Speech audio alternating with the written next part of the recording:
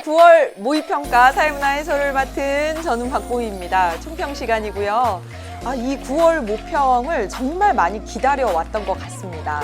좋은 의미에서 고대하고 고대하던 순간으로서 기다리는 게 아니라 여러 가지 결정해야 될 것들이 많고 또 수능을 준비하는 과정에서 아주 중요한 분기점이 되는 것이 9월 모의평가이기 때문에 많이 기다려왔어요. 9월 모의평가 보고 나서 원서를 쓰는 것을 확정하기도 하고 수능 원서, 이 대입 원서 쓰는 걸 확정하기도 하고 또 9월 모의평가 성적에 따라서 앞으로 전략을 짜는 것도 아주 방향이 달라질 수도 있고요. 그래서 매우 중요한 시험이었습니다.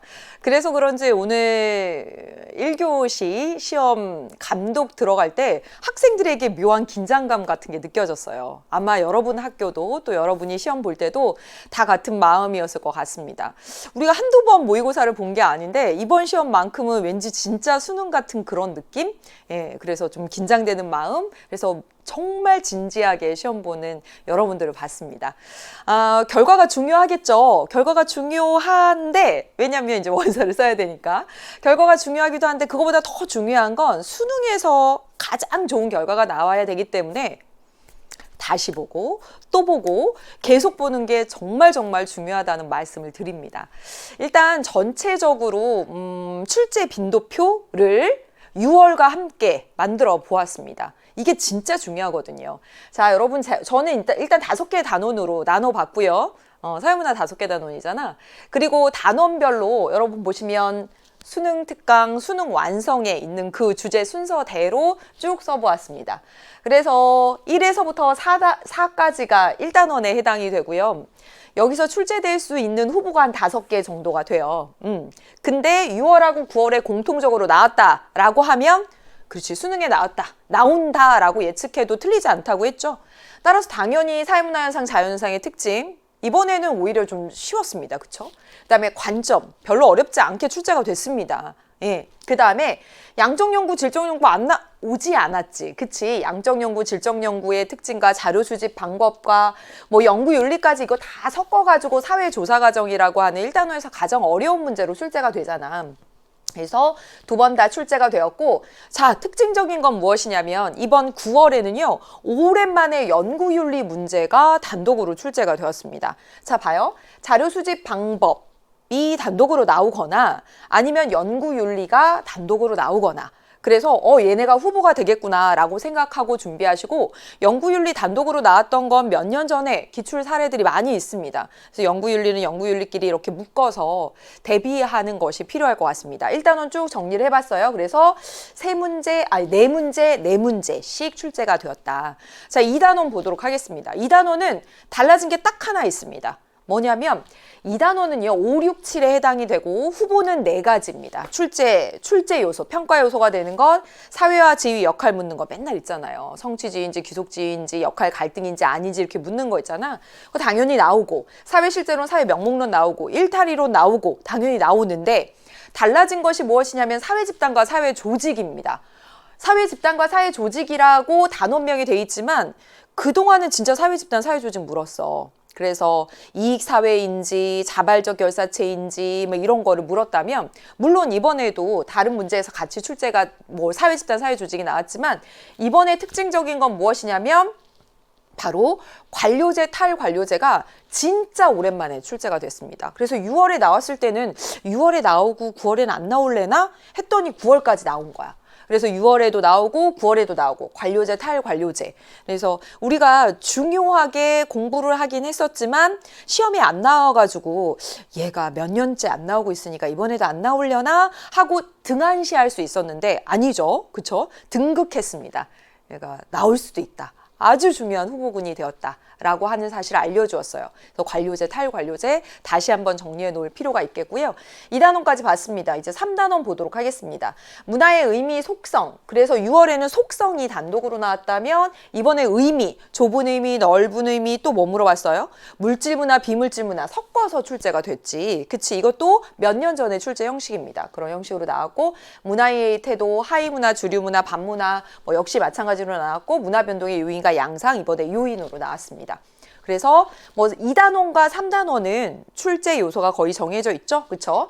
그다음에 4단원 보겠습니다. 4단원의 11에 해당하는 그래서 관점, 사회 불평등을 보는 관점, 계급론과 계층론은 6월도 안 나오고 9월도 안 나왔기 때문에 수능에도 안 나올 가능성이 매우 높아졌습니다.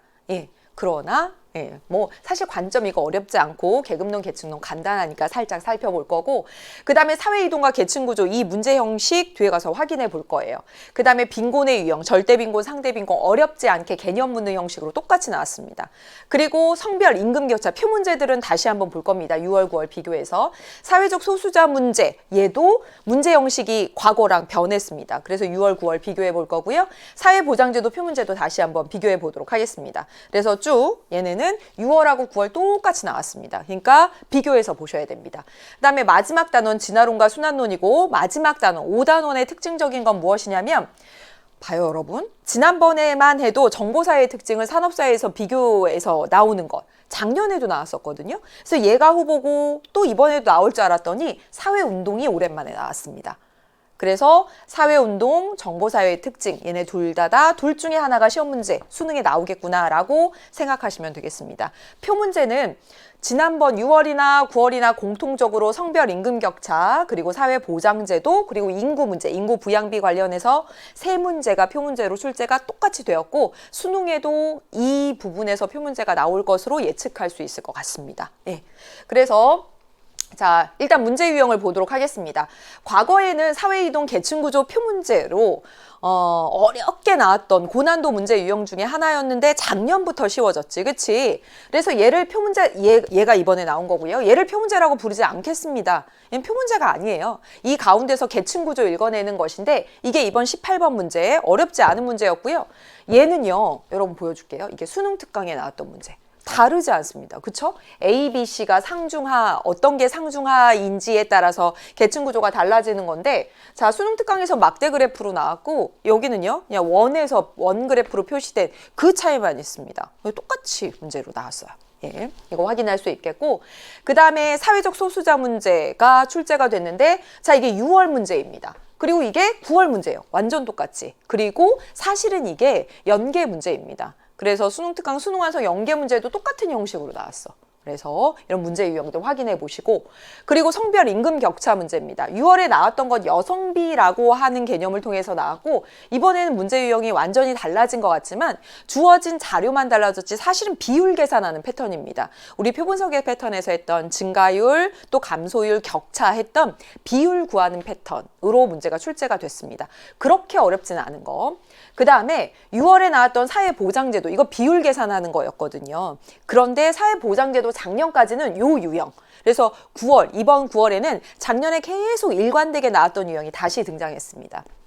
그래서 이렇게 비율 계산하는 것보다 얘가 더 나올 확률이 크지 않을까라고 생각을 하면서 살펴볼 거고요. 그 다음에 인구 부양비라고 하는 인구 문제와 관련된 문제 20번 문제로 6월에도 출제가 됐었고요. 유소년 부양비, 노년 부양비, 총 부양비 있죠? 그쵸? 예. 유소년 부양비, 노년 부양비, 총 부양비. 네, 똑같습니다. 주어진 자료만 조금 변했을 뿐이에요. 제가 이렇게 두 개씩 비교해서 보여드리고 있어요. 수능 특강이나 또는 6월하고 9월 표 문제들을 중심으로 이렇게 두 개씩 비교해서 보여드렸는데요. 이렇게 비교해서 보는 것 너무나 중요합니다. 제가 다시 보자라고 말할 때는 이번 9월 문제 당연하고요. 6월 문제 다시 프린트해서 두 개 비교해서 제가 앞에 표 보여드렸죠. 그쵸? 그래서 자연현상, 사회문화현상 비교하는 건 그 문제끼리, 성별 임금격차 표 문제는 표 문제끼리 비교해서 계속 거듭거듭 다시 보는 거 정말 필요합니다. 이게 수능 대비, 수능 쪽집게의 지름길이 될 거예요. 여러분 거의 이제 끝을 향해 달려가고 있습니다. 사회문화를 비롯한 사회탐구 과목은 지금부터 열심히 달리면 등급이 달라집니다. 조금 더 힘낼 필요 있고요. 그래서 여러분 여기 분석 강의가 더 중요합니다. 여러분 분석 강의 1번 문제부터 저 진짜 열심히 해설을 하도록 하겠습니다. 하나하나 따라와 주시고요. 여러분은 다시 보기 명심하는 거야.